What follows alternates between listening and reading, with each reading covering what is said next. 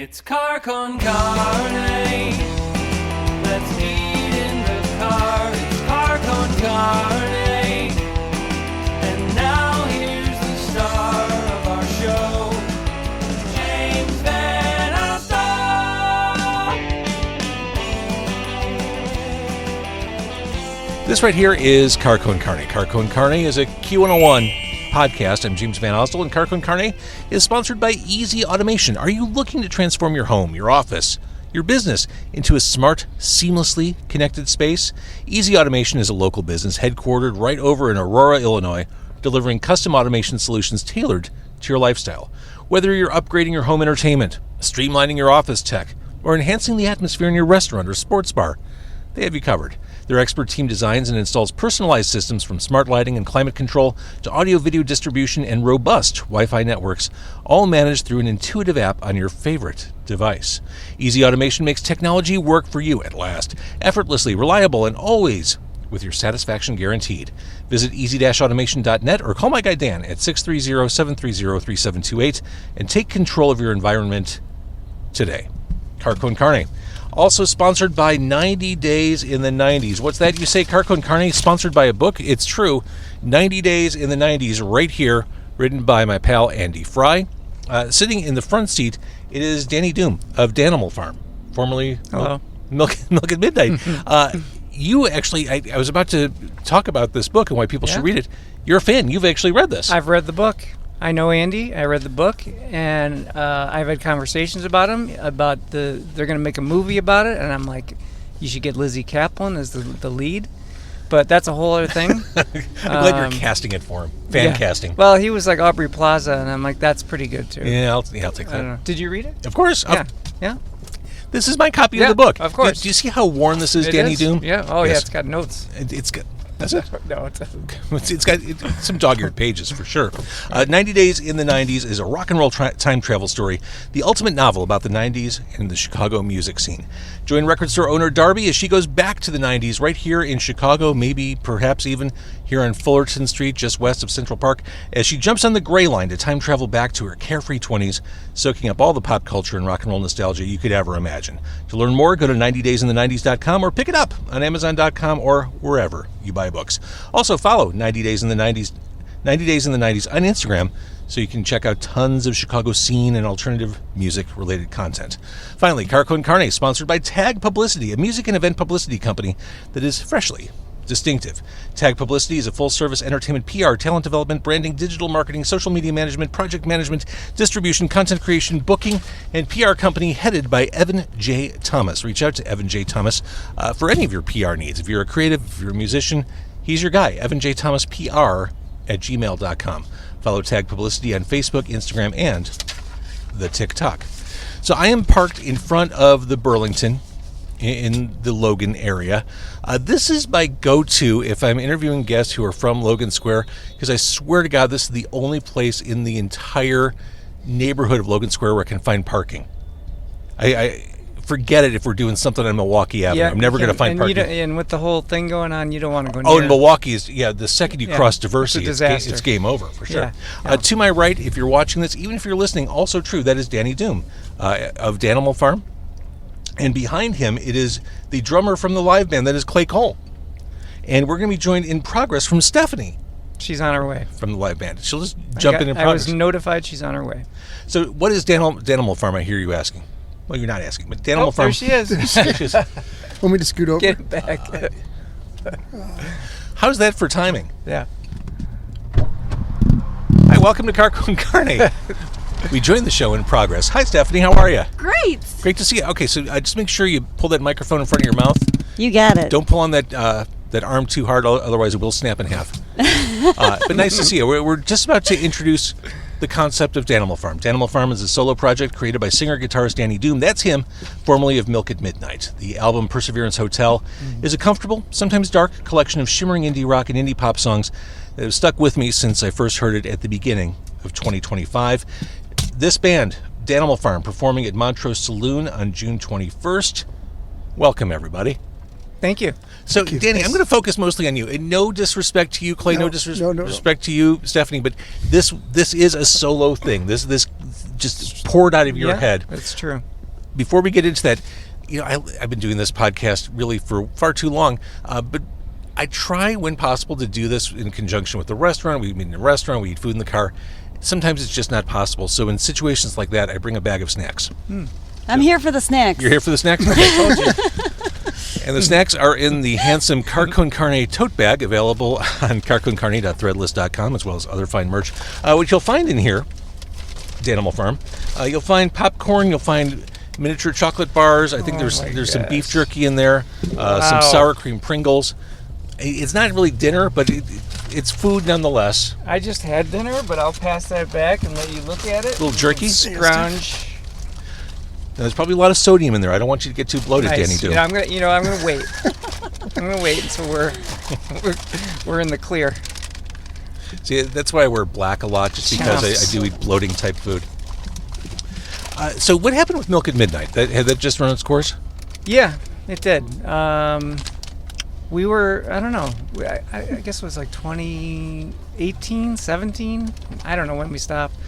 Yeah, we just kind of got to a point where it's like, nothing's really going on. So we just stopped. I think it's an important thing to be able to realize when something like that has... Obviously, we're still friends. Rick is in this band. He's not in the car, but... Rick Nitz. But Rick Nitz. Mm-hmm. Yeah. And Eric, I haven't seen him, but we're still friends. It's an important thing to say, okay, we've said all we need to say. Yep. Let's move on. Stay in touch. Yep. LOL. Have a good summer. Yep. Okay, so you decided to take on a new project all by yourself.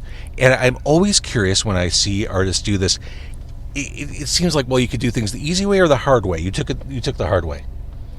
I don't know. It seemed easy to me because I was like, I wasn't really planning on doing it, and I just started. Well, what happened is we had to move out of our house because we were doing this renovation, so we were moved into this house in Bucktown, and it had this rooftop, and we were in a tiny space, and so I had to go up on this rooftop to escape.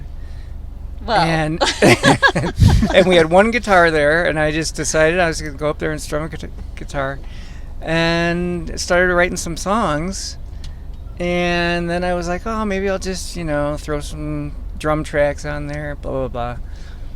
And then eventually I like, it was kind of like, snowball rolling down the hill. And it's easier not to have people to answer to or to volley back and forth with. I mean, look, I really enjoyed being a band in Milk at Midnight. I thought we were great. I thought, that was awesome.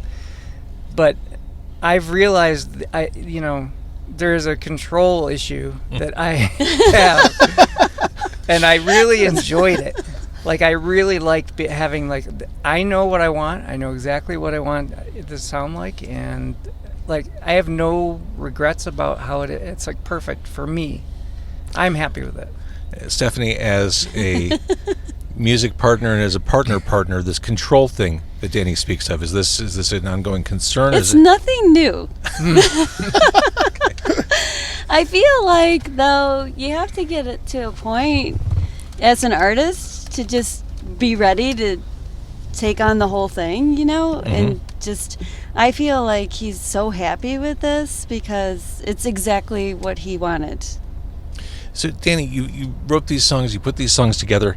In a band, you do have people to give you feedback and inputs. Did you have anyone giving you input? Like, did you know when your songs were done?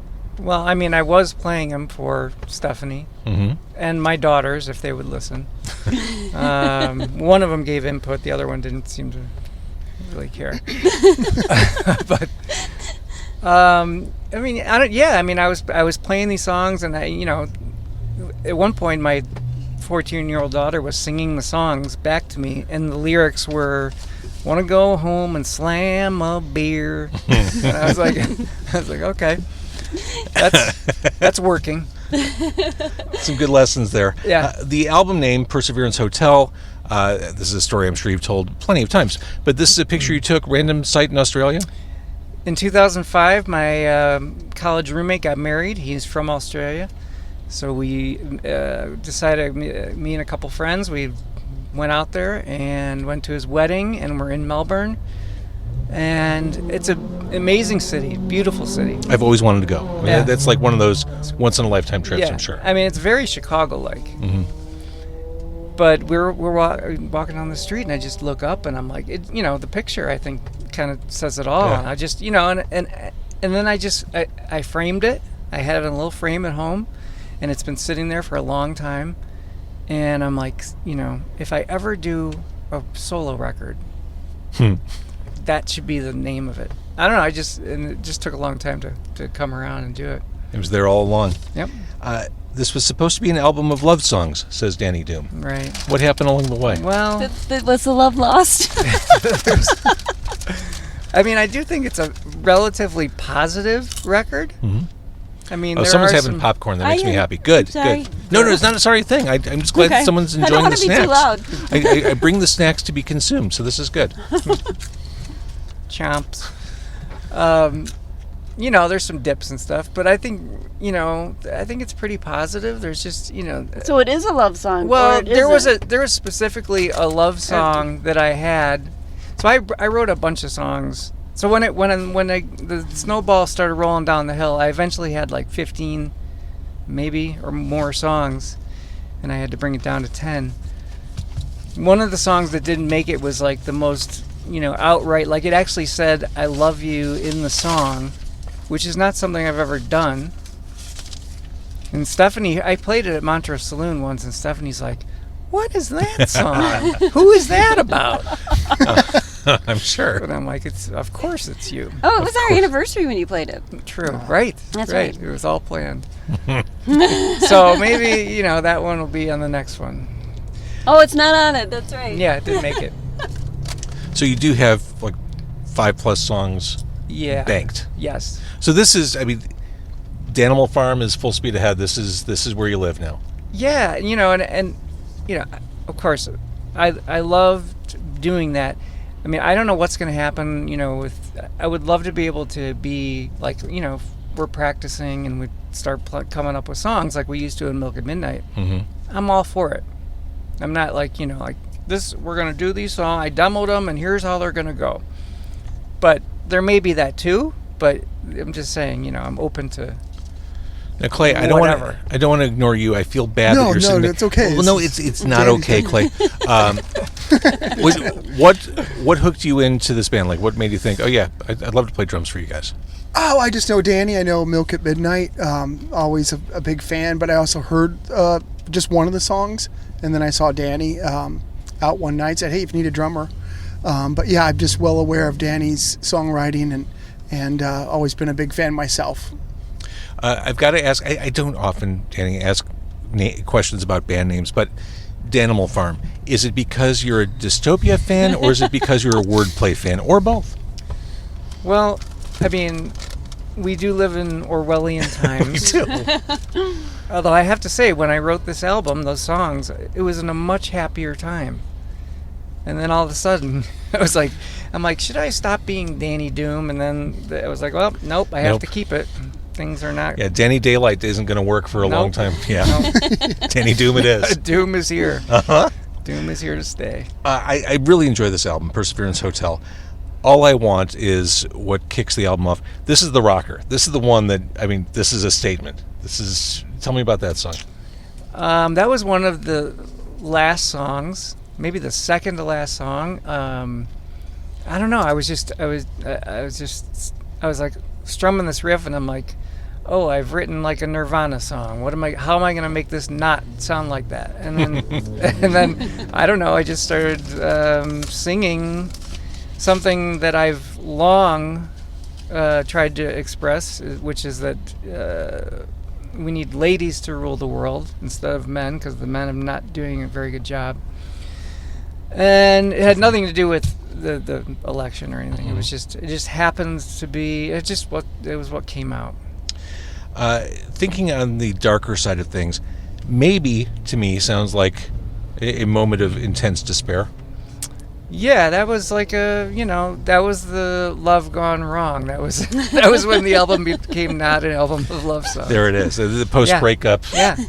Yeah. Things aren't so good. Yeah, the roses are on the floor, the note on the stairs. I was like, okay, this is bad. Not good.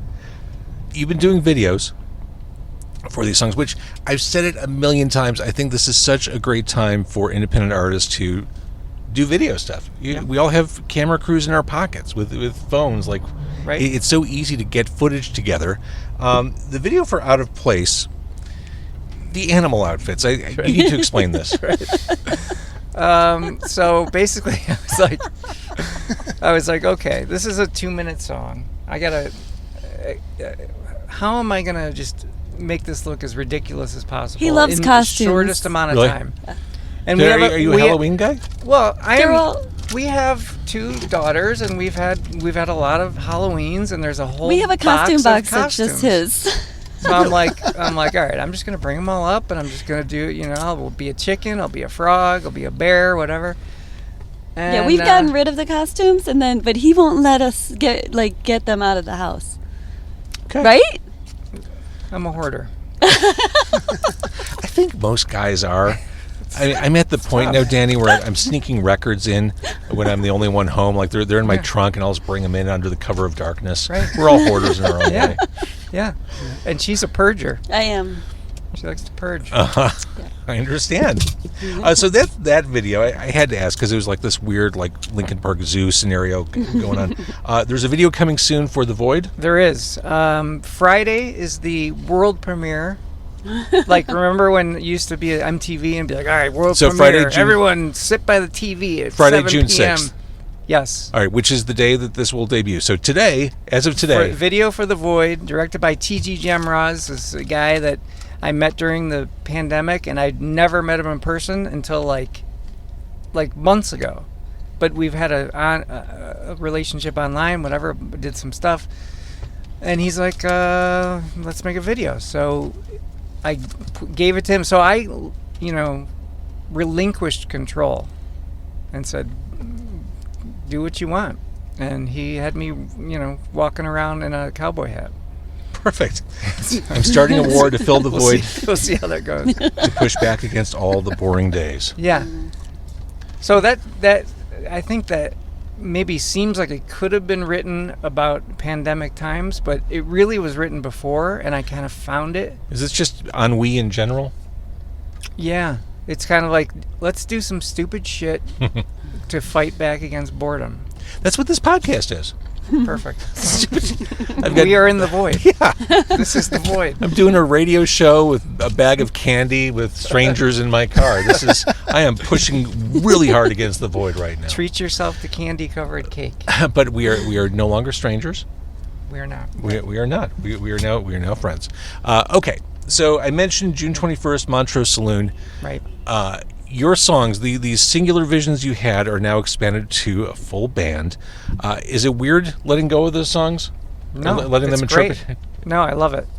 And the songs they're going to be a little different. I think they're going to be, because it was that sound was very, it's hard to recreate. It's going to be I think it's going to be awesome.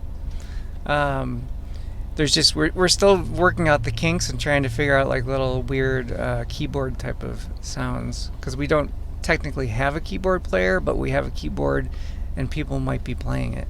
If that makes any sense. I mean, we can all chip in and trade off. So we're trying to, and also Rick is a theremin. Yeah. Really? Yeah. Yeah. I have never seen a theremin Well, close up. it's going to happen. That's so exciting. Yeah, it's great. All the Yeah. Yeah. that's wonderful. Yeah. Why is Rick not here?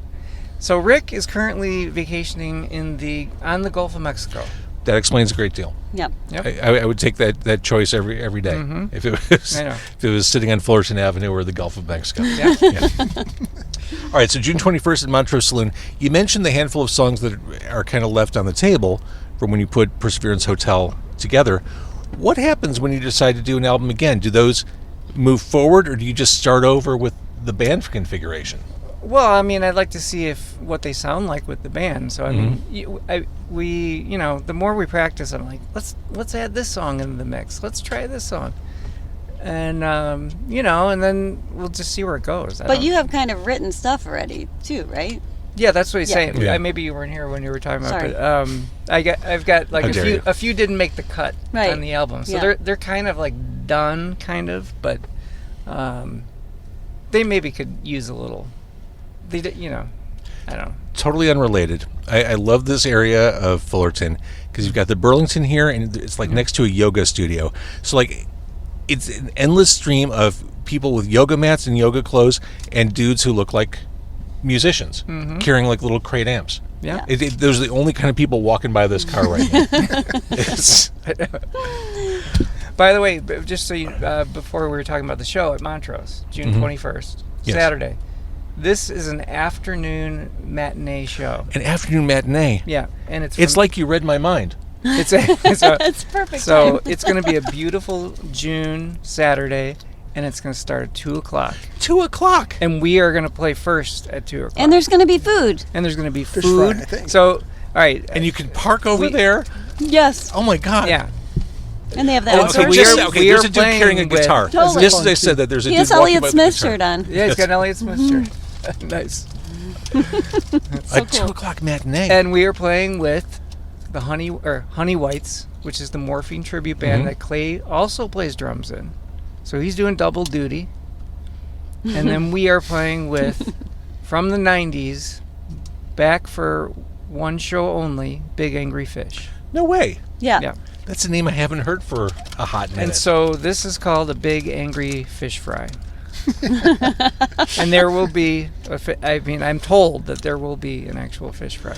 So in answer to my earlier question about dystopian versus wordplay, I think you're leaning more on the wordplay side of things. Yeah. The Big Angry Fish Fry. Yeah. Danimal Farm. Although I didn't come up with that, but that's good. Yeah, you're clearly a fan of it, though. Yeah. All right. Love the album. Love what you're doing. I mean, Thank you. You tapped into something great here. Thanks for jumping in my car on a school night. Thanks for having us. Thanks, guys. I'm sorry you didn't talk much. Oh, no, that's Oh, great. that's okay. Good. Very nice to be here. We take And I a- just want to say, Quadrophenia is one of my favorite albums of all time. Mine as well. And I've never stopped listening to it, even if they've played 515 Okay. or Love Rain Over Me on the radio too much. Never fails. The second I wrap it up, we go into something brand new. So what Danny's referring to, I posted something on Facebook the day we're recording this about how, Facebook and Instagram, about how radio back in the day would ruin music for me. And I'm partly to blame. I worked on the radio for 30 fucking years. But I recognize the fact that radio would burn songs out, play them over and over, burn artists out. I got to a point by the time I was a teenager where I couldn't even hear The Who anymore. Like, I couldn't even fathom the idea of voluntarily listening to Who's Next or Tommy or Who Are You, anything. And certainly not Face Dances. And I haven't paid attention for years. And I work from home, and when I do, I throw records on in the background, and just on a whim, I threw the soundtrack to Quadrophenia on from the late 70s. And it had been a very long time since I heard that album and those songs. I'm like, oh my God, Dr. Jimmy is so good. And The Punk Meets the Godfather. All this stuff is great. I'm like, okay, I'm into it. These are great songs. Yeah. And so one day later, I'm at a record store in the suburbs looking for the OG Quadrophenia, like the original album versions. And there it was for $10, the double record. I'm like, I got to have that and take that So home. wait, when you listen to it, did you listen to like the soundtrack that's like different from the actual album? It's different from the actual... Where it has like the, like the John... they kicked me out, they kicked me out. Yeah, the John Entwistle bass line, like especially on the Real Me, is boosted. And there's a side of other people's songs from the movie. But I mean, the main songs are there. Love Rain Over Okay, Me, and yeah. 515, Real Me. Yeah. But I was reminded in Bellboy, and then I thought, well, for the exact reason of there are other people's songs on the album, I thought I need to get the original album and listen to that. And that's what I did. And So my great. God, it's such a great album. And Yeah. I still understand my decision not to listen to them for years because so many of those songs are just fried beyond salvation. I can't listen to Bob O'Reilly. I can't listen to Won't Get Fooled Again. I Right. can't listen to Who Are You? Yeah, no. I understand. But the Quadrophenia, I think you guys agree, that is their finest moment. But you have to listen to it from start to finish. Absolutely. Yeah, you can't stop. Because it's musically threaded from start to finish. Yeah. There's sonic red threads that go from the beginning to the Right, end. right. It's really an outstanding album. So It's one of the best. that's what Danny's referring to, is my rekindling my love of The Who, or like of The Who, or intense like of The Who. I mean, we could go into a whole other thing. I probably should stop because you want to stop. But Milk at Midnight, we're very influenced by The Who and have recorded a rock opera. And that has unfortunately never seen the light of day. Really? But that's a whole other podcast. like behind the music. What? You're gonna have to invite him back. What? Yeah, so we're good. I mentioned in this post that, as much as I've re-embraced Quadrophenia, you'll never see me stumping for It's Hard. Not a great album, Right. although I do love the song Eminence And Front, it's a great song. Yeah. which apparently is a polarizing song. Steve Really? Gerlach went online and said, "No, that's yacht rock to me." I saw that. I know Steve. And that is blasphemy. It's a great. I mean, what a mood-setting, cool, Yeah. atmospheric song. Yeah, and he would probably be great playing it. Yes, he would. I mean, yes, seriously. he would. I mean, unbelievable. All right, Danimal Farm. Thank you for doing this. Thank you. Thanks. And Thanks for having we'll see you us. at Montrose Saloon. Yay!